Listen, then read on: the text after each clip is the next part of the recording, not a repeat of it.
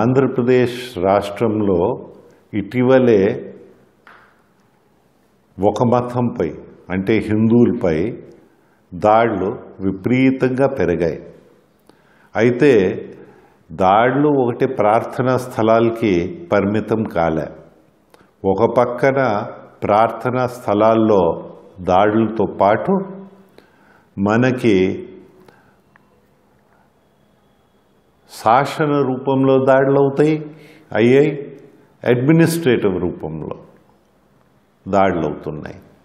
ఈ 3 రకాల దాడులు చూస్తే మొత్తం ఈ ధర్మాన్ని మన రాష్ట్రంలో నిర్వీర్యం చెయ్యాలనే ఉద్దేశం బయట కనిపిస్తూ ఉంది. దీన్ని మనమందరూ కలిసి అడ్డు రావాలనే నా ప్రార్థన. ఫిజికల్ దాడులు అది ఎలాగైనా పత్రికలు చూపిస్తుంటాయి, ఫోటోలు వస్తూ ఉంటాయి, డిబేట్స్ అవుతూ ఉంటాయి, చర్చలు అవుతూనే ఉన్నాయి. కానీ శాసనపరంగా ఉన్న దాడి అలాగే అడ్మినిస్ట్రేటివ్ దాడుల పైన చర్చకి రాకుండా వెనక విషయాలు సాగుతూనే ఉన్నాయి. అది ధర్మానికి రిఫ్లెక్ట్ అవుతున్నాయి. ధర్మాన్ని నిర్వీర్యం చేసేదానికి ఆ ప్రయత్నం కొనసాగుతూనే ఉంది. చెప్పాలంటే శాసనపరంగా ఈ ప్రభుత్వము మనకి ముందు ఏ నంబర్ అది LA bill, legislative assembly bill number 3/2020 తెచ్చారు. దాంట్లో ఎంక్వైరీలు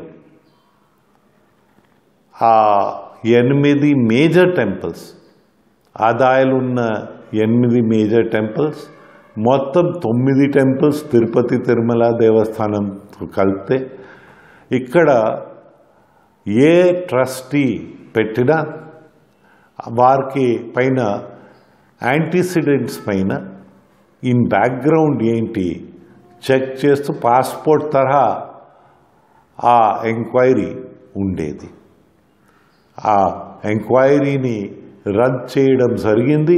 అసెంబ్లీకి చెప్పడం జరిగింది దీనికల్లా టైం పడుతుందట, అందుకోసం చేయటం లేదని.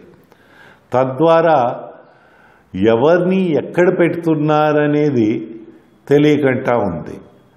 ఎందైతే ఆ దేవుడిపై నమ్మకం లేని వాడిని ఆ దేవుడికి సేవ చేయమంటే అది జరిగే విషయం కాదు. మనసులో అది ఉండదు కనుక ఆ విధంగా ఆ ఇన్స్టిట్యూషన్స్ని పాడు చేయడం తప్ప బాగు చేయడం ఉండదు. దాంతో తోడు అడ్మినిస్ట్రేటివ్గా కొన్ని నిర్ణయాలు తీసుకుంటున్నారు. ఆ అడ్మినిస్ట్రేటివ్ నిర్ణయాలు తీసుకుంటే చాలా గమ్మత్తుగా తయారైంది.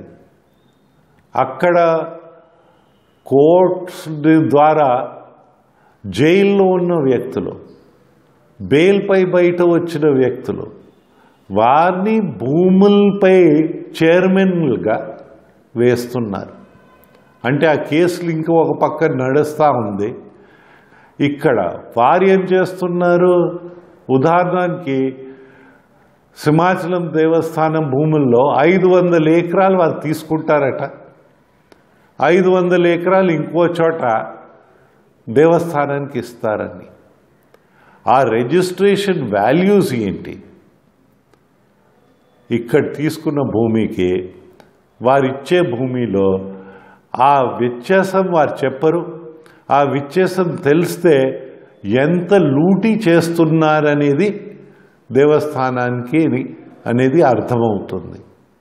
ఎందుకంటే సమస్య ఉన్నప్పుడు పరిష్కారం కావాలి, కానీ దేవస్థానాన్ని లూటీ చేయడం పరిష్కారం కాదని విషయము నేను మీకు మనవి చేస్తూ ఉన్నాను. అయితే భూములు, హిందూ భూములు హిందువులు చూసేవారు, ముస్లిం భూములు వారే రిలీజియస్, ఆ వక్ఫ్ బోర్డు ముస్లిమ్స్ చూస్తారు. క్రిస్టియన్ భూమిలో క్రైస్తవులు చూస్తారు. అలాగే ఏ రిలీజన్ భూమిలో ఆ రిలీజన్ వాళ్ళు చూస్తారు. కానీ ఒకటే రిలీజన్ని బయట తీశారు. హిందువుల్ని నుంచి భూమి తీసి జాయింట్ కలెక్టర్లకి అప్పచెప్పారు. జాయింట్ కలెక్టర్లు ఏ మతానికి చెందినవాడు ఉండవచ్చు, అసలు దేవుడిపై నమ్మకం లేనివాడు కూడా అక్కడ ఉండవచ్చు. అలాంటి దీన్ని తీసుకెళ్ళి అడ్మినిస్టర్ చేస్తే అది కూడా ఒక పక్కన దేవస్థానాలకి ఒక జిల్లా దాటి ఇంకో జిల్లాలో కూడా ఆస్తులు ఉండవచ్చు.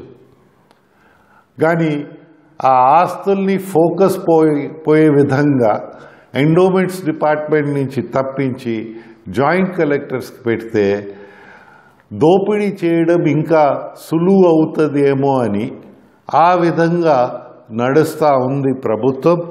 దీన్ని మనమందరూ ఖండించాలి.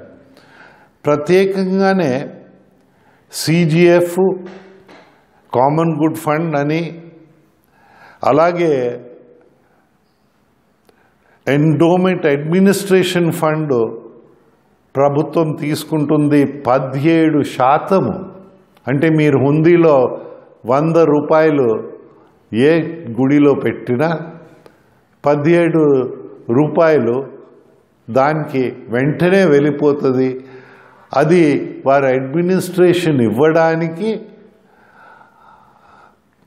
భక్తుల మనోభావాల్ని కాపాడడానికి, ఆస్తుల్ని కాపాడడానికి భక్తులందరూ ఇస్తూ ఉంటారు. ఇది హుండీ ఒకటే కాదు, వారికి ఏ ఇన్కమ్ ఉన్నా, పూర్వీకుల నుంచి పురాతనమైన దేవాలయాలు చూస్తే భూములు ఎక్కువ ఉంటాయి, దాని నుంచి కూడా ఆదాయాలు అద్దె రూపంలో, కౌలు రూపంలో, ఇంకా రూపాల్లో వస్తూ ఉంటాయి. ఇవన్నిట్లో వారికి ఏ రూపంలో వచ్చినా 17% గవర్నమెంట్ తీసుకుంటారు ఈ సర్వీసెస్ ఇవ్వడానికి. ఆ జీతాలు తీసుకుని ఆ సర్వీసెస్లో విఫలమైందనేది ఈ ఫిజికల్ దాడులతో, ఈ అడ్మినిస్ట్రేటివ్ ఫెయిలియర్స్తో కనిపిస్తూ ఉందని విషయము. వార్ వైఫల్యాల్ని కప్పిపుచ్చుకోవడానికి సుప్రీంకోర్టు కూడా హెరిడిటీ ట్రస్టీస్కి మార్గదర్శక ఇచ్చింది. అవి కూడా పాటించకుండా డిస్మిస్ చేస్తామని రావడం గమ్మత్తుగా ఉంది. నా అభిప్రాయంలో హిందూ మతాన్ని కాపాడాలి, ఆ మతాన్ని కాపాడే చర్యలు అందరు తీసుకోవాలని, మీకు తోచే విధంగా సహాయం చేసి ఈ క్లిష్ట పరిస్థితుల నుంచి దేవాదాయాన్ని బయట పడేయాలని మిమ్మల్ని కోరుతా ఉన్నాం. ప్రస్తుత దేవాదాయ మంత్రి గారు మనకి దేవుడు మాటలు కానీ ధర్మ మాటలు కానీ ఆ నోరు నుంచి రావటం లేదు. పచ్చి బూతులే ఆ నోటి నుంచి వస్తున్నాయి. కనుక ఇది మనకందరిలో కోపాలు తీసుకురావడానికి, అసలు విషయాన్ని నుంచి మనసుని బయట లాగడానికి. ఎందుకంటే అసలు విషయం ఏంటి? హిందూ ధర్మంలో ఉన్న ఆస్తులన్నీ దోచేయాలని ఆ క్రమ పద్ధతిలో పని జరుగుతుంది. దానికి అడ్డకంట ఆ సెంటిమెంట్ వాల్యూ ఈ దీంట్లో వెళ్తే ఈ తిట్లు వస్తే ఎవరు బాగుపడరని విషయము నేను మీకు మనవి చేస్తున్నాను. అందుకోసం మా ఫోకస్ అంతా హిందూ మతాన్ని కాపాడుకోవడానికి ఉండాలి. దయచేసి అందరు ఆలోచించండి. ఆలోచించి మీకు నిజం అనిపిస్తే నిండు మనసుతో ఆశీర్వదించి సహకరించి హిందూ మతాన్ని మన రాష్ట్రం నుంచి ఇంకా కొన్ని తరాలు ఉండేట విధంగా భావి తరాలకి చేస్తారని మీకు అందరికీ ప్రార్థిస్తూ, నా మనసులో ఉన్న కొన్ని విషయాలు మీ అందరికీ ఇచ్చే అవకాశం ఇచ్చినందుకు ధన్యవాదాలు తెలుపుకుంటూ సెలవు తీసుకుంటాను. నమస్కారము.